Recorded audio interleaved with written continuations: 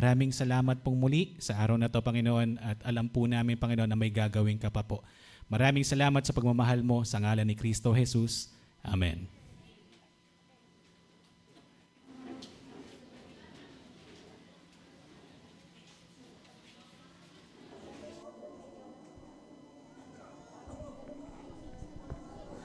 Check. Okay. So, good morning po. Okay, so isama niyo po sa dalangin si Pastor Ed. Hanggang ngayon, masama pa rin ang pakiramdam po niya. So, nang sa ganon, makabalik siya kaagad dito. No? So, sino bang may expectation sa atin ngayon? Taas po natin ang kamay. Lahat tayo? Wala, yung iba? So, anong reason natin bakit tayo nandito? Because we have expectations from God. Tama? Amen po ba? So, marahil yung iba sa inyo nandito dahil meron kayo dinadalangin dahil meron kayong problema. Tama ba? Yung iba sa inyo siguro nandito at dumadalangin dahil merong karamdaman. Tama? Yung iba sa inyo dito, nandito, dumadalangin nang sa ganon may mabago sa buhay natin. Tama po ba? So, I hope samahan niyo ako at tulungan niyo ako sa mga bata kasi madali po ako ma-distract. Hanggang ngayon, nangangatog yung tuhod ko kasi sabi nga ni Brother AJ kanina, sanay akong tumayo sa maraming tao pero pagdating sa negosyo, pero pagdating sa salita ng Panginoon, medyo kabado ako. So tulungan niyo po ako at samahan niyo ako. Baka naman nag-uumpisa pa lang tayo, meron na nananalangin. No? So wag niyo akong tutulugan, ha? Okay, so nandun pa rin tayo sa Gospel of Luke. Tama? So napakaganda ng librong ito. Bakit? Nandito dito sinulat yung pamamalagi ni Jesus sa mundo, no? So, dito natin nalalaman kung paano yung ministry niya, kung paano siya nagpagaling, kung paano siya bumuhay ng patay. Tama? So, makikita natin na sobrang dakila ng ating Panginoong Jesus. Amen po ba? Okay. So, last Sunday, ang pinag-usapan natin ay paghahanda sa darating na pagsubok. So, napansin natin, kasi di ba Thursday na to, kinabukasan, papatayin na siya. Tama? Pahihirapan na siya. Pero dito, sa pinag-usapan natin last Sunday, more on habilin. No? Nung una, sabi niya, kung gusto niyo sumunod sa akin, sinugo ko kayo, huwag niyong dalihin anuman. Huwag kayong magdadala ng balutan niyo, huwag kayong magdadala ng kahit ano, kung ano man yan, pera man yan or what. Huwag kayong iwanan niyo ang sandalyas ba? So, sabi niya, wala kayong dadalhin. But this time, ang sabi niya, kung meron kayong balutan at meron pa kayong pera, dalhin niyo na. Bakit? Kasi alam niya na mawawala na siya. Magkaiba ang senaryo pagkakasama siya. Kaya niyang proteksyonan ang mga disipulo. But this time, nung pinag-usapan natin last Sunday, kailangan dalhin nyo na. At kung meron pa kayo natitirang pera, bilhin nyo na ng tabak. Kasi you have to prepare. Tama po ba? So sinong naghahanda sa atin ngayon hanggang sa pagbalik ng Panginoon? Amen. So dapat lahat tayo maging handa. No? Sabi nga, ang pagbabalik ng Panginoon ay parang isang magnanakaw. No? Siyempre, ikaw ba, alam mo kung kailan pupunta ang magnanakaw sa inyo? Hindi, di ba? So kaya kailangan lagi tayong handa. Amen.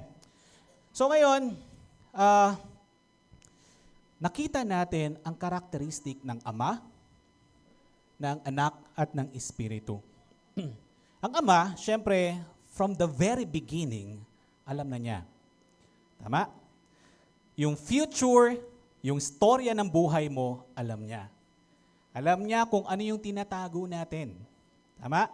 Because He is all-knowing God. Omnipresent, omnipotent, omnipresent. So, alam niya. And then, na Lord pa, pinagpe-pray ko, sana samahan mo ko ngayon. Kasi mas maganda na siya ang kumausap sa inyo. So sa Ama, alam na niya. Napakabuti. Bakit? Kasi alam niya na magkakasala ang tao. Tama po ba? Sinong walang kasalanan dito at siya ang pumalit po sa akin dito? Okay.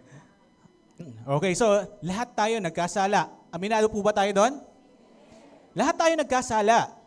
Pero, napakabuti ng Ama. At binigay niya yung anak niya sa atin. Para ano? Nang sa ganun, sagipin tayo sa kasalanan. Lagi nating isipin na merong bad news. Ano yung bad news? Lahat tayo may kasalanan. At yung kasalanan, walang kapatawaran kung hindi natin ihihingi ng tawad sa Diyos. And yung kasalanan, hindi natin kayang bayaran. Tama? Sinong mayaman dito at mag-umpisa na maglagay sa alkansya but eventually babayaran ang kasalanan? Hindi ganun. No? Hindi ganun yun. So, ibig sabihin, kahit sino sa atin, hindi kayang bayaran ang kasalanan natin. Tama? So, hindi matutumbasan ng good works yung pagkakasala natin. Hindi matatakpan yon. Nandun talaga yon. Pero ang kagandahan, merong prepare ang Ama at pinadala si Jesus bilang tagapagligtas natin. Okay? So, lagi nating aalalahanin yon. Merong bad news. Hindi natin kayang bayaran ang kasalanan natin. At mamamatay tayo for eternity. Hindi yung kamatayan pang laman lang, kamatayan for eternity. Spiritual death. Pero, dahil sa kabutihan ng Ama, binigay niya ang anak niya, si Jesus, para sa atin. Nang sa ganon, mabayaran yung kasalanan natin. And then, paano natin gagawin yun? Tanggapin lang natin si Jesus bilang tagapagligtas. Panginoon at tagapagligtas. And, ang kagandahan, alam niyo po ba, hindi doon natapos. Pumasok ang banal na Espiritu. Nang sa ganon, pag wala na si Kristo sa lupa, meron tayong katulong. Ang sabi ng Biblia, katulong. Kailangan meron kang katulong. Kasi bakit? Hindi mo kakayanin. Tama po ba? Hindi nyo kakayanin. Ako personally, meron pa rin ako mga tukso na kailangan kong talikuran. Meron tayong kanya-kanyang battle sa buhay natin. Marahil iba yung sa inyo, iba yung sa akin, iba yung sa ibang tao. Pero ang kagandahan, may iniwan na banal na Espiritu ang Panginoon. Nang sa ganon, tulungan tayo ma-overcome. Amen? So we have to become overcomer. Okay? So kailangan, sabi nga, kung ikaw ay Kristo, ikaw ay mananagumpay na kay Kristo. Tagumpay na tayo. Bakit? Binayaran niya na sa krus ng Kalbaryo. Tama po ba? Amen. Okay. So, next, ang pag-uusapan natin ay manalangin upang hindi madaig ng tukso. Okay? So, kalabitin mo yung katabi mo, baka nananalangin yan. Oops, mamaya na tayo manalangin. Okay? So, inaanyayahan ko po bilang, kayo po na tumayo bilang respeto sa ating Panginoon. Basahin natin yung Book of Luke, chapter 22, verses 39 to 46. 39, lumabas si Jesus at gaya ng kanyang kinagawian, nagpunta siya sa bundok ng mga Olibo, kasama ang mga alagad. Pagdating doon, sinabi niya sa kanila, manalangin kayo upang hindi kayo madaig ng tukso. Iniwan niya sila at pumunta sa di kalayuan at dooy lumuhod at nanalangin. Sabi niya, Ama, kung luluubin mo, ilayo mo po sa akin ang kopang ito. Ngunit huwag ang kalooban ko ang masunod, kundi ang kalooban mo. Nagpakita sa kanya ang isang anghel mula sa langit at pinalakas ang loob niya. Dala ng matinding hinagpis, siya ay nanalangin ng lalong taimtim at pumatak sa lupa ang kanyang pawis, na parang malalaking patak ng dugo. Pagkatapos manalangin, siya ay tumayo at lumapit sa kanyang mga alagad. Naratnan niyang natutulog ang mga ito dahil sa labis na kalungkutan. Bakit kayo natutulog? Tanong niya. Bumangon kayo at manalangin upang hindi kayo madaig ng tukso. Amen. Ama, maraming salamat po sa iyong salita, Panginoon. Maraming salamat po dahil merong Biblia, Panginoon, na pwede namin balikan. Nang sa ganon, Panginoon, makita po namin yung kabanalan mo at kadakilaan mo, Panginoon. Muli, Panginoon, ikaw po yung manguna, ikaw po yung kumatagpo sa bawat isa, Panginoon. Even ako, Panginoon, nais kong maramdaman ka, Lord God. Maraming salamat sa pagmamahal mo sa amin, sa ngalan ni Kristo Jesus. Amen. Pwede na pong makaupo. Okay, so ang pag-uusapan natin ngayon, manalangin upang hindi madaig ng tukso. Okay? So kung natutokso kayo ngayon, manalangin. Kaibigan niyo po ako po si DJ, kaibigan niyo po ako. Okay? So wag niyo po akong iwanan. Sabi niya sa 39, lumabas si Jesus at gaya ng kanyang kinagawian, nagpunta siya sa bundok ng mga Olibo, kasama ang mga alagad. Ang sabi dito, kinagawian, lumabas si Jesus at pumunta, gaya ng kinagawian niya sa bundok ng Olibo. Bakit? Alam mo, itong senaryong ito, kung i-imagine natin, di ba, merong time frame kasi si Jesus, tama? Hindi siya pwedeng patayin ng Thursday, ng Wednesday, merong nakatakdang oras para sa kanya. Okay? Pero this time, pumunta na siya. Natatandaan natin na merong isang nagkaluluwa sa kanya? Si Judas. Siyempre, alam ni Judas kung ano yung gawi na ginagawa ng Panginoon. Tama? And this time, pumunta si Jesus, gaya ng kanyang kinagawian, nagpunta siya sa bundok ng Olibo. Nang sa ganon, alam na niya.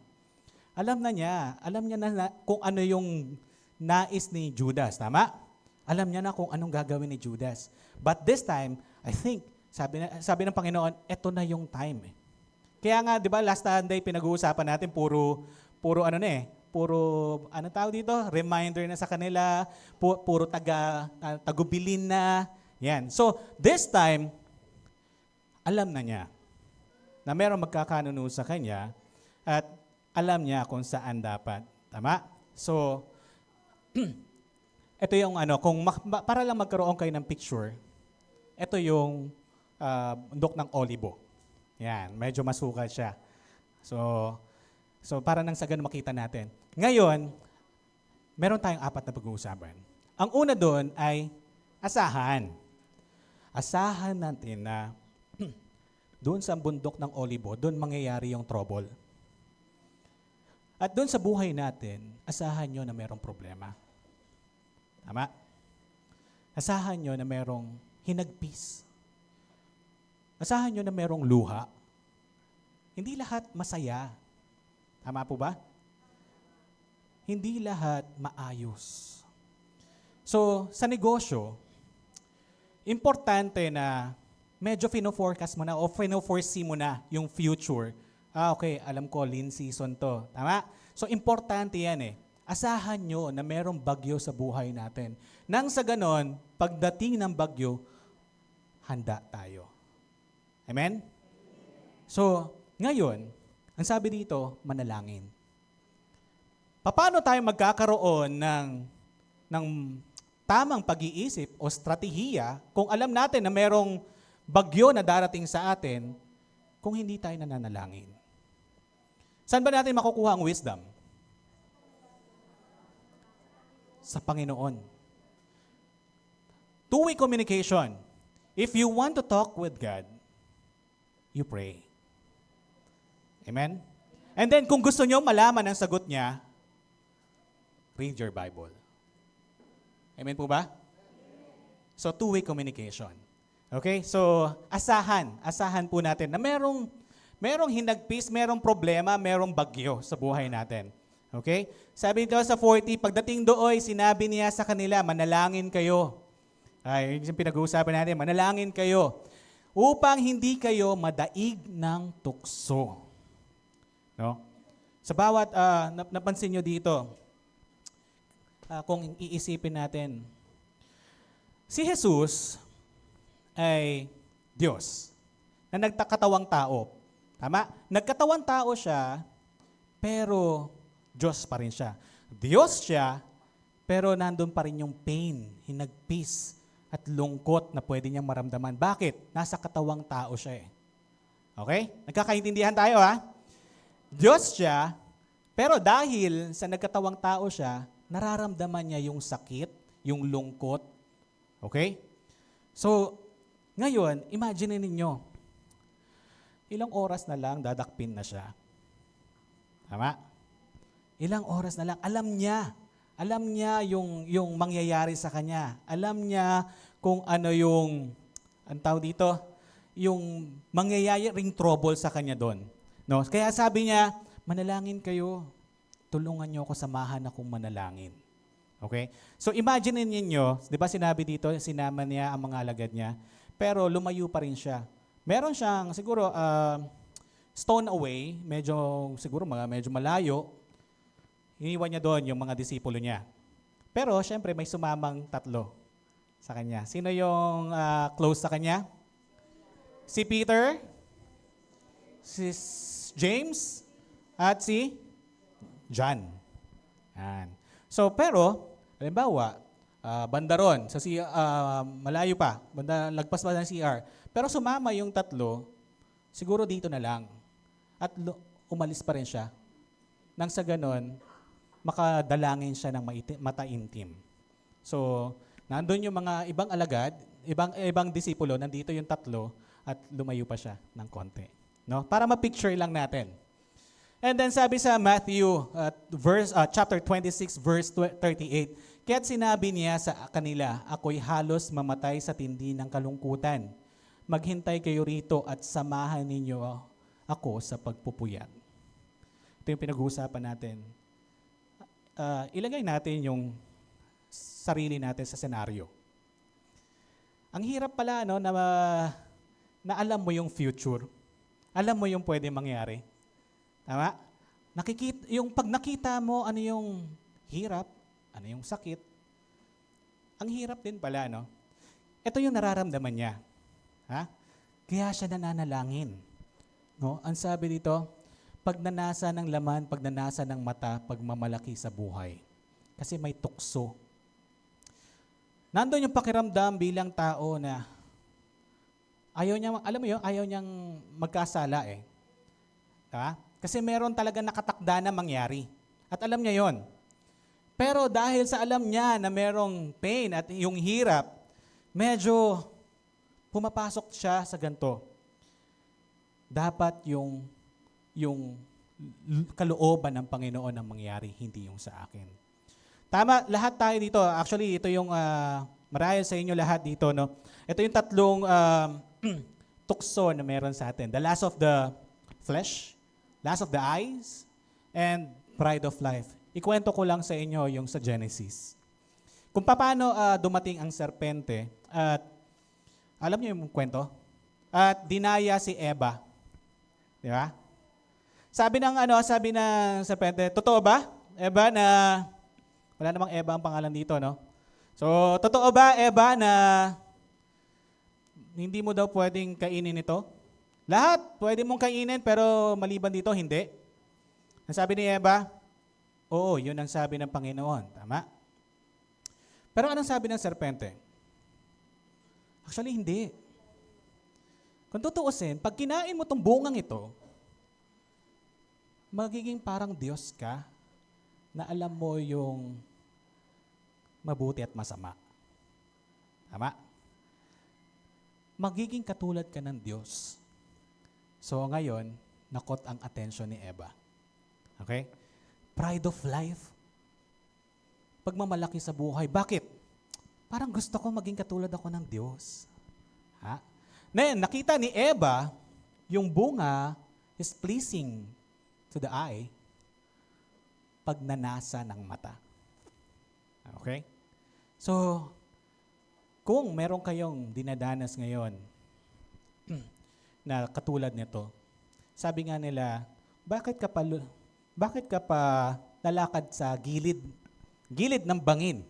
Kung alam mo na may tendency mahulog ka, edi lumayo na lang tayo. Tama po ba?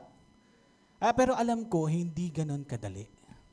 Kaya kailangan nating tumawag sa Kanya, sa Ama. Amen? Amen. Okay, so, kabanalan. Ito yun eh. Ito ang makakatulong sa atin. The more na kinakausap nyo ang Panginoon, hindi nyo napapansin, lumalapit ang relationship at nakakapag-build kayo ng relationship sa Panginoon. At kung kayo'y madalas tumawag sa Panginoon, meron kayong kabanalan. And then napakaganda nga, alam nyo ba, na meron akong mga nakilala na nasa bandang kabundukan. Mga Kristiyano sila. And then if they have sickness, hindi sila tumatawag ng doktor. Sino unang tinatawag nila? Ang Diyos. Ngayon, ang question, kung tayo ay may problema, sinong tinatawag natin? Ang Diyos. Sana, hindi si Ninong, hindi si doktor, hindi si kumpadre, may problema ako eh. Hindi. Ang Diyos. Mayor, hindi si Mayor. Okay? Kakaintindihan po tayo? Amen? Amen. And then, manalangin para hindi kayo madaig ng tukso. Okay? So, kailangan, nandun talaga, intentional. Sinasabi dito, manalangin, intentional. Hindi yung sinabi na, manalangin ka pag gusto mo. Tama? Manalangin ka pag may problema ka lang, ha? Hindi. Tama ba? Manalangin ka pagka hindi magandang sitwasyon. But, the sad reality, kadalasan ito po ang nangyayari. Nananalangin tayo because meron tayong kailangan. Amen? Amen. But there's nothing wrong with that. Gusto ng Panginoon na lumapit tayo sa Kanya at sabihin natin yung kailangan natin. Okay? So, intentional. Dapat ang panalangin natin intentional. Hindi yung naka-rely sa emotions natin. Na pagka masaya tayo, Lord, magpupuri ako sa iyo, mananalangin ako sa iyo. Hindi yung pagka masama ang pakiramdam mo, Lord, saka kita maaalala. Hindi ganon. Intentional po. Okay? Nagkakaintindihan tayo? Okay. So sabi nga, di ba, tinuturuan tayo manalangin, lead us not into temptation, but deliver us from evil. Okay? So, importante na manalangin pala. Okay? Lahat tayo ay kailangan manalangin. Ito yung pinag-uusapan natin. Nag-aantay ang tulong sa taong nananalangin. Tama ito? Tama? Di ba? Hindi darating ang tulong sa'yo kung tahimik ka lang. Amen? Hindi, pwede ba yung na may problema ka pero sabi ng hindi kinakausap ng doktor. For example, may karamdaman ako. Pero iikom ko lang yung bibig ko. Sabihin ng doktor, huhulaan ko kung anong problema mo. Di ba hindi naman? Though, alam ng Panginoon kung ano ang problema natin. Alam ng Panginoon kung ano yung nararamdaman natin. Alam ng Panginoon kung ano yung dinadanas natin. Okay? Pero, sabi nga nila, dumadanas tayo ng pagsubok para nang sa ganon, malaman ng Panginoon kung ano yung gagawin natin. Hindi po ganon. Dahil in the first place, alam ng Panginoon kung ano yung nasa puso natin. Dumadanas tayo ng mga pagsubok dahil nang sa ganon, makita natin sa sarili natin at makita natin yung kadakilaan ng Panginoon. Amen po ba? Amen. Pangalawa, kapighatian. So we have to accept na merong kapighatian. Ito yung sinasabi natin kanina. Merong problema, merong pain, may sakit. Okay? Meron talaga tayong dadaingin. Hindi lahat ng panahon masaya. Okay? So, sino bang walang problema dito? Lahat tayo, ibig sabihin, may problema, may problema. Okay, may problema. So, meaning, lahat tayo may problema. May dinadanas, may kinakaharap. Tama po ba? Okay. Ang sabi sa 41, iniwan niya sila at pumunta sa di kalayuan at dooy lumuhod at nanalangin. Okay, so importante na manalangin tayo. Nang sa ganon, maiangkla natin yung pananampalataya natin. Kanino? Sa Diyos. Alam niyo yung angkla? Sino mga nagsisiman dito? May nagsisiman ka, di ba? Alam mo yung anchor. Ito yung angkla. Ito yung binababa binabagsak ito pag magpa-park ang barko. Tama? So, yung malalaking barko, merong malaking angkla, merong maliit na bangka, merong maliit na angkla. Okay? Pero nakadepende yan doon sa pagkakapitan niya. So, ito yung faith. Dapat meron tayong pananampalataya sa Panginoon na manalangin tayo, Lord, alam ko, meron akong kakaharaping problema. Pero wag naman yung panalangin nyo, Lord, may bagyong darating sa akin, pwede mo bang ilihis na lang kay AJ? Hindi ganon, di ba? Medyo iba ang medyo mas malakas si AJ sa akin eh. Pwede bang wag na lang sa akin, ilihis mo na lang kay AJ? Okay, kay Sister Ann na lang kasi mas matapang yun eh kaysa sa akin eh. Hindi ganon. So maging prayer natin, Lord, palakasin mo ako. And padala mo sa akin ang banal na espiritu. Nang sa ganon, dumating man sa akin yung bagyo, yung unos, manatili akong nakatayo sa presensya mo. Amen? Amen. So again, alam nyo kung sinong aangklahan ng pananampalataya nyo. Sino? Ang Panginoon. Amen? Amen tayo ha? Okay, so pangatlo, pagsuko. Ang sabi sa 42, sabi niya, Ama, kung luluobin mo, ilayo mo sa akin ang kopang ito. Ngunit wag ang kalooban ko ang masunod, kundi ang kalooban mo. Diba? So,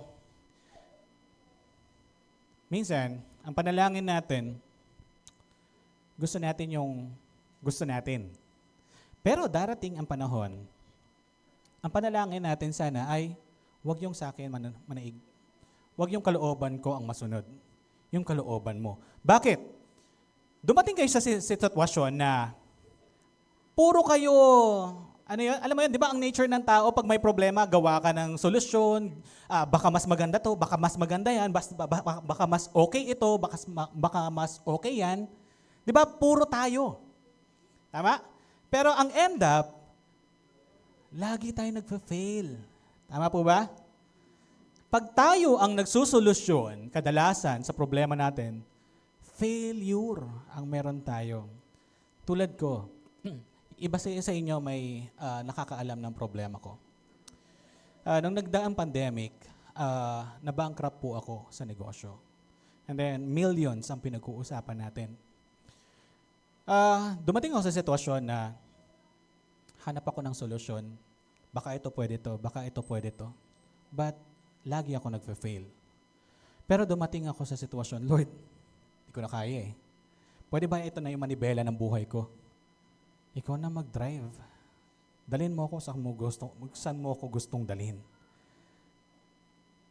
Believe me, kung hahayaan nyo ang Diyos na maniobra sa buhay ninyo, alam nyo na maganda ang pupuntahan. Amen? Alam ng Diyos ang makakabuti sa atin. Kaya even ang Panginoong Jesus, alam niyo yung pain? Alam ko na yung mangyayari, masakit to eh. Susuntukin ako, duduruan ako. Diba? Ito yung paghihirap niya. Ilalagay sa akin yung corona na may tinik. Lord, magdudugo yung mga katawan ko eh. Lord, huhubaran nila ako doon at mapapahiya ako eh, Ama. Ama, lalatiguhin nila ako na may sima. Alam niyo yung sima? Pag nilatigo kayo nun, kumakapit sa balat at pag hinila, kasama ang laman. Alam niya yung mangyayari. Alam niya yung mangyayaring hinagpis. Alam niya yung mangyayaring sakit. alam niya mangyayaring problema. Ba't anong sabi niya? Ama, huwag yung kalooban ko. Yung kalooban mo. Amen? Bakit? Mas alam ng Ama yung nararapat sa atin. Kung kayo'y meron dinadanas ngayon, hayaan nyo ang kalooban niya ang masunod, hindi yung sa atin. Amen po ba? Amen. Sabi niya, may lakas loob tayong lumapit sa Kanya dahil alam nating ibibigay niya ang anumang hingin natin kung ito'y naaayon sa Kanyang kalooban. Amen. So ito yung pinag-uusapan natin. Kung meron kayong hinihingi, syempre pag nanalangin tayo, meron tayong hinihingi, tama? At minsan nagsusumbong nga tayo Lord, ang sakit nung nangyari Lord, alam ko yung mangyayari, medyo mahirap. Pero yung kalooban mo ang manguna. Huwag yung sa akin. Okay? So, alam ng Ama na, malaman natin na mas okay ang kalooban ng Panginoon kaysa sa atin. At dahil alam nating pinapakinggan nga niya tayo, alam din nating ibinibigay niya ang bawat hinihiling natin sa Kanya. Amen? So, pang-apat. Ang bilis lang, no? Pang-apat. Parang 30 minutes lang. Okay? So, kaya yung mga nananalangin pa rin dyan, pakikalabit nyo na. So, yung pala, no? Pag nandito ka, nakikita mo lahat. No? So, okay pala. So, at least buti yung maraming nakakasabay pa, no? Pang-apat, pagbabalik. Ang sabi dito, sa verse 43, nagpakita sa kanya ang isang anghel mula sa langit at pinalakas ang loob niya. Hindi siya hinayaan. No? Nagpakita ang anghel simula nung pagsilang sa kanya, muling pagkabuhay, yung pagsubok niya sa ilang, at yung pagsubok niya sa garden. No? Ito lang yung sasabihin ko sa inyo. Meron tayong iba-ibang hinaharap na problema. Okay? Iba yung sa akin, iba yung sa inyo. Medyo mabigat. Medyo hindi ko na kaya. Pero hindi tayo pinababayaan ng Ama. Nandun yung pagmamahal ng Panginoon sa atin. Diba kaya nga natin kinakanta yung kahit kailan di ka nagkulang. Diba napakasarap? Kasi bakit? Kung ano man ang dinadanas natin ngayon, meron tayong Diyos na pwede nating balikan. Meron tayong Diyos na merong humahawak sa atin. No? Sabi nga nila, if you are with God, who can be against you? Sinong tatalo sa'yo? Okay? So, kaugalian natin na maisip natin na problema ka lang, may Diyos akong sinasamba. Meron akong Diyos na kinakapitan. Problema ka lang, sakit ka lang, meron akong Diyos na nagbayad na nung pinako siya sa krus. Ano sabi? By my stripes, you are healed. Meron akong word na pinaniniwalaan. Problema ka lang, pero meron akong word na pinaniniwalaan. Ang sabi, hindi ka iiwan ni pababayaan man. Amen? Amen. So, yung pananampalataya natin, alam sana natin kung saan natin iaangkla. Kanino? Sa Panginoon. Amen? Kaya sabi niya, magpatunay ng pagmamahal at kalinga ng Panginoon. Kung sino mga ama dito? Ama, mga tatay. Okay, siguro yung mga may anak na. Sino mga may anak dito? Uy, wala kang anak? Meron kang anak? Ayan, parang, okay, so maraming may anak. Ano yung pakiramdam ninyo kung naghihirap yung anak ninyo? Nagdudurugo ang puso. Di ba ang sabi natin ng Lord, pwede bang yung sakit niya sa akin na lang? Pwede ba Lord, ako na lang? Pero merong kailangan mangyari eh. Ano yun? Kailangan kasi na isakripisyo yun ng ama, yung anak. Para kanino? Para sa atin. Hindi para sa akin, ha? Para sa atin. Sa lahat. Sino man yan. Name it. So, lahat. Namatay ang Diyos para sa lahat. Amen? 44. Dala ng matinding hinagpis, siya ay nanalangin ng lalong taimtim at pumatak sa lupa ang kanyang pawis na parang malalaking patak ng dugo. Scientifically, pwede palang mangyari to. Because bakit? Alam mo yung pag-depress ka na, sobrang nape-pressure ka na, pressured ka na eh. Alam mo na, anytime pwede ka nang hulihin. Bilang tao, dahil nasa flesh, no? Yung pain at yung pag-aalala, sobrang pag-iisip mo na alam mo na kung ano yung sasapitin mo, nandun eh. So nape-pressure na siya, nararattle na siya. Kaya kanina, di ba, babalikan natin, Lord, Ama, kung luluobin mo, pwede bang ilayo mo na sa akin tong kopang ito?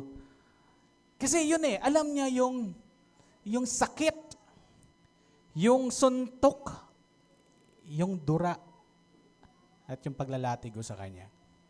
At bawat, anong Tagalog ng nail? Pako. Bawat pako na babaon sa kamay niya at sa paa niya.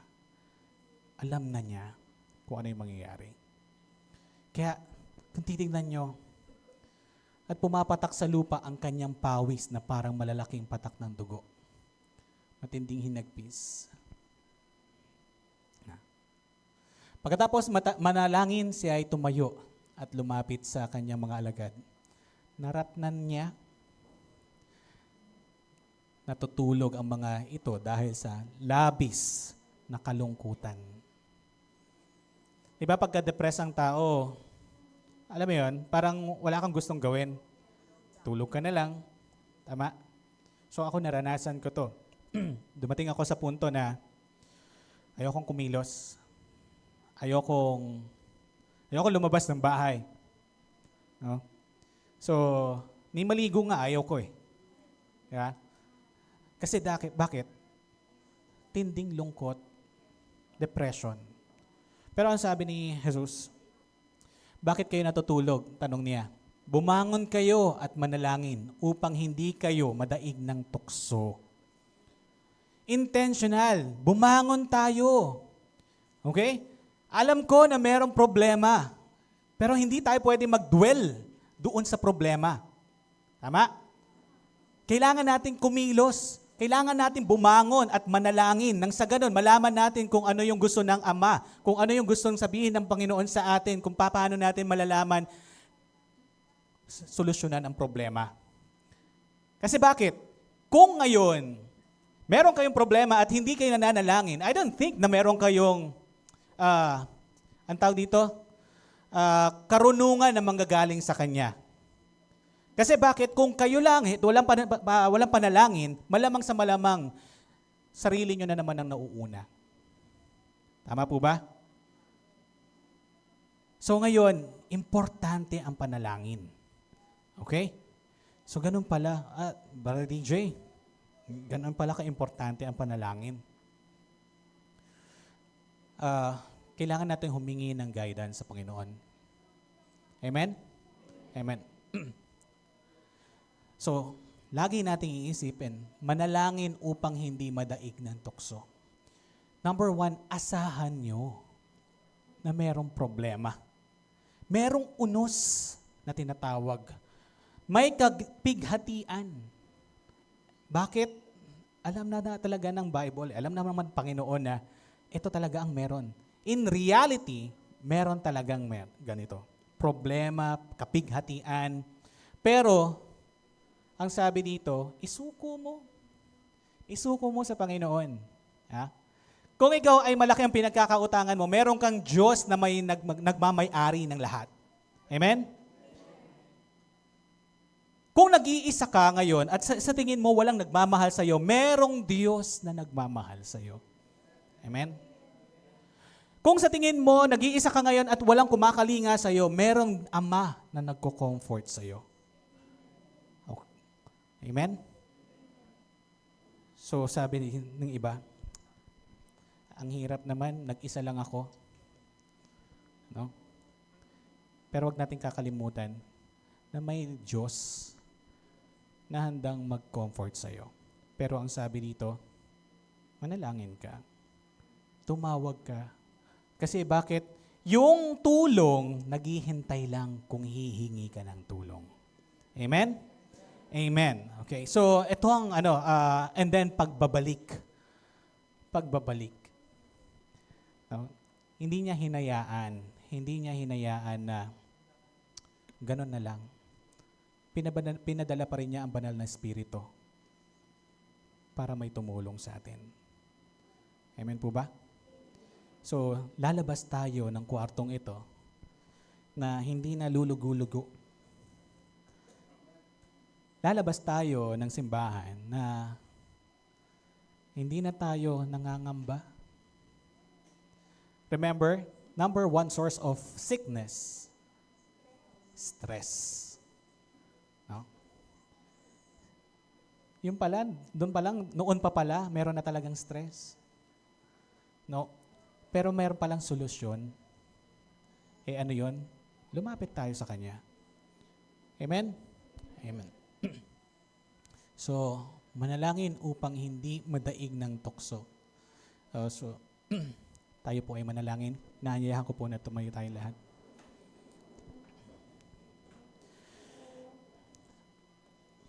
Ama, maraming salamat po, Panginoon, sa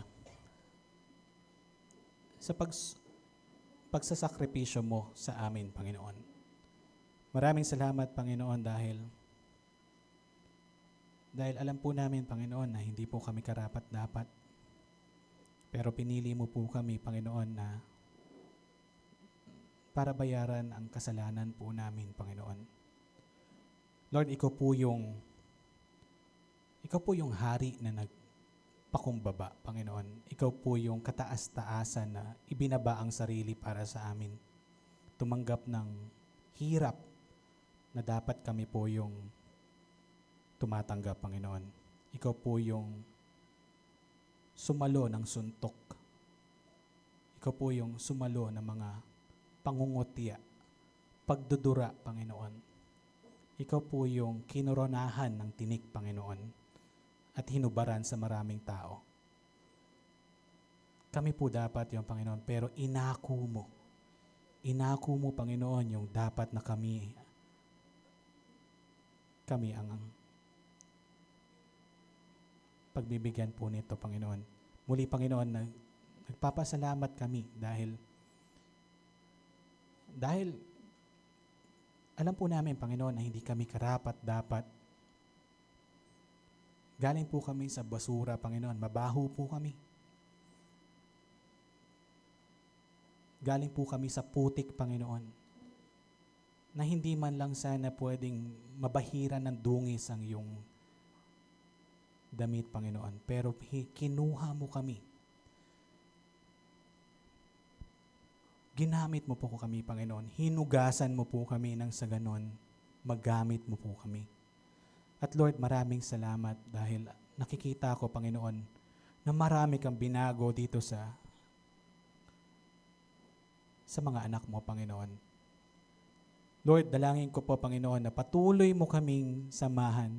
Dalangin po namin, Panginoon, itong simbahan po namin, Panginoon, na lagi mong puntahan, Panginoon, ang iyong banal na Espiritu. Lord, maraming salamat po dahil alam po namin, Panginoon, na lagi ka pong nariyan sa amin. Alam mo po, hindi po nalilingid sa iyo kung ano yung dinadanas po namin. Alam mo po, Panginoon, kung ano po yung tinatago po sa puso po namin, Panginoon. Alam mo po kung ano yung dungis po namin, Panginoon. Alam mo po kung ano yung baho po namin, Panginoon. Pero, Lord, nandun ka po para nag-aantay at humingi at nag-aantay, Panginoon, para kami humingi ng tulong sa iyo.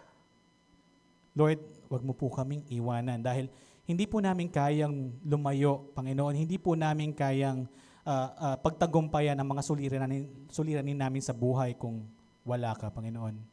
Apart from you, we are nothing, Panginoon, Lord God. Nananalangin po kami, Panginoon. Lumalapit po kami sa iyo, Panginoon. Maawa ka po sa amin. Maawa ka po sa amin, Panginoon. At Lord, maraming salamat po sa araw na to.